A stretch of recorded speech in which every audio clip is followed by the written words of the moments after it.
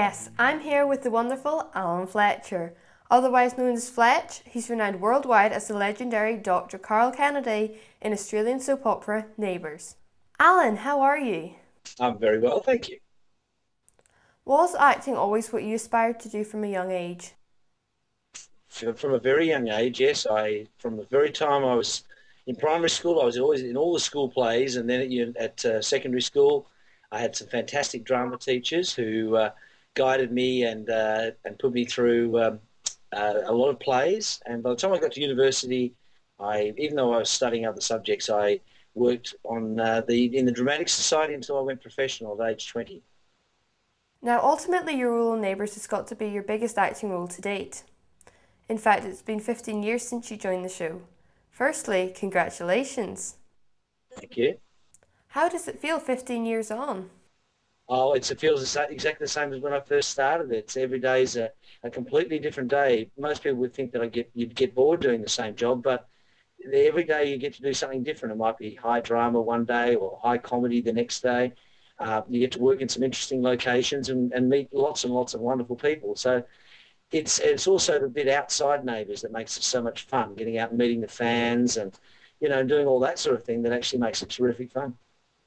In brief, what would you say the high and low points are of working on a serial drama like Neighbours, where you're constantly churning out story after story? Well, the low points are definitely the hours of work because they can be quite arduous. There's a lot of very early starts, obviously, with television.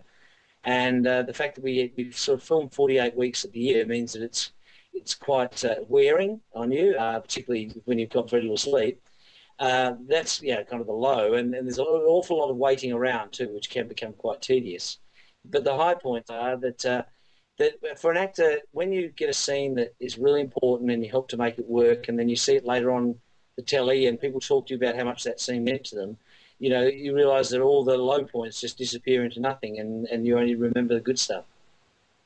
As an actor, what's it like when you form a particularly close bond with another actor and then suddenly you find yourself no longer working with them? Well, it's always sad when people move on. It just depends on the reasons why they do.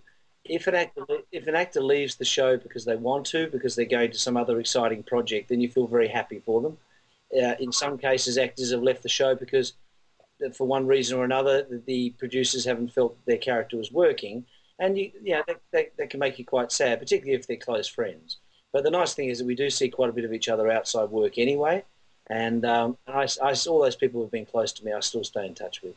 Now, your character has recently been involved in quite a controversial surrogacy storyline, where your on-screen wife Susan plays surrogate to daughter Libby. How did you feel when the script was first presented to you?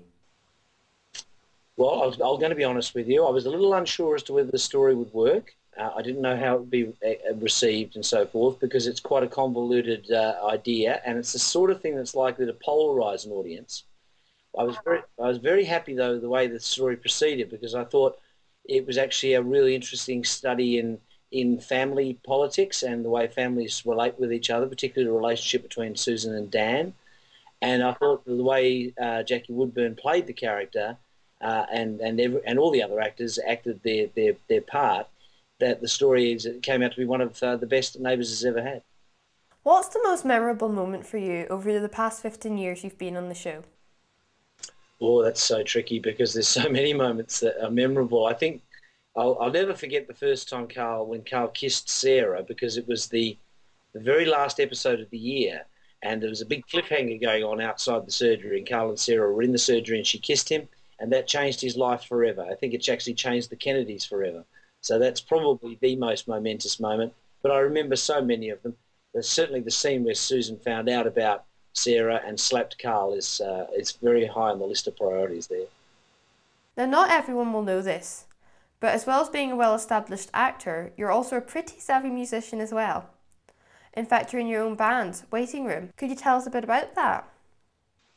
Yeah, well, quite a long time ago now, about 6 years ago, I met up with some boys who were playing at a restaurant, Tommy Rando and Chris Hawker, and I sang some songs with them, and we talked about that, and we sort of thought, well, it'd be kind of cool to unleash my inner rock god, if you like, and just try to do some gigs. And because we have this fantastically successful Neighbours night here in Melbourne, where all the fans of Neighbours come and meet Neighbours actors, I suggested to the promoter that we play at those nights, and that was an instant hit with the crowds.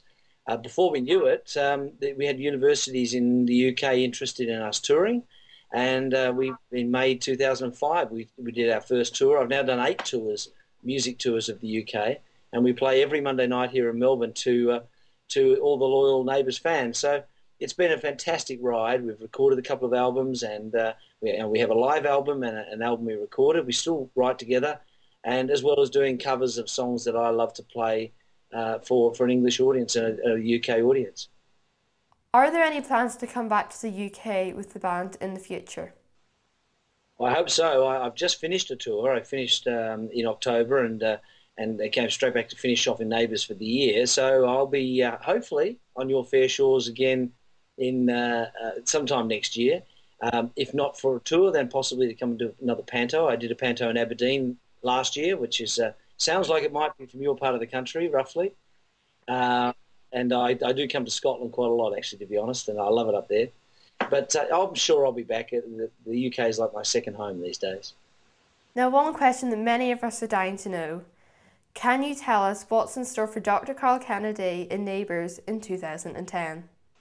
Well, that's always tricky because I'm supposed to keep all the secrets, but I am allowed to tell you that Dr. Carl might be returning to medicine, and that for a lot of people that's where he belongs. He has been away from medicine for quite a while, since the beginning of the surrogacy storyline, and prior to that, of course, he had a break as well. So that's a distinct possibility for Dr. Carl. Yeah, I think it's fair to say you'll also see Carl and Susan get up to quite a bit of silly business in 2010. All right, Alan's now going to join us for our quick fire round. Sugar or spice? Sugar. Actor or musician? Can't answer that. That has to be both because they tie into each other completely. Izzy or Susan? Definitely Susan. UK fans or Australian fans? I'd have to say UK fans only because there's a lot more of them. Alan Fletcher or Dr. Carl? Definitely Alan Fletcher. I love Dr. Carl. He's a nice bloke, but he's nothing like me.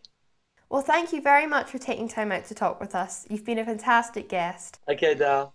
The wonderful Alan Fletcher, everybody. Take care. Back to you in the studio.